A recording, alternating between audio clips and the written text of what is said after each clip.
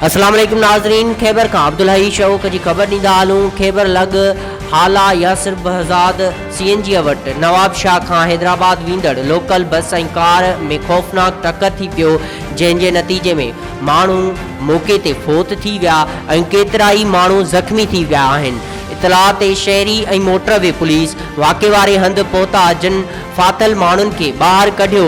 ज़ख़्मियुनि खे motorway police ऐं शहरनि तहलके अस्पताल हाला पहुचायो। ज़ख़्मी थींदड़नि खे एम्बुलेंस न मिलण करे रिक्शा ऐं ॿियनि गाॾियुनि में अस्पताल नेयो वियो, जिते 4 माण्हुनि जी हालत नाज़ुक ॿुधाई पई वञे।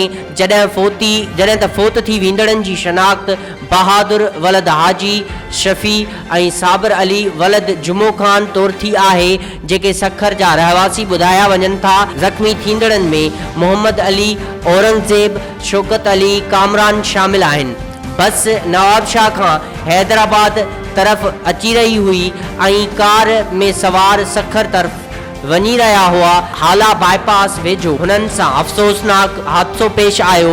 हाला पुलिस बस ऐं बस जे ड्राइवर खे पंहिंजी तहवील में वठी छॾियो आहे।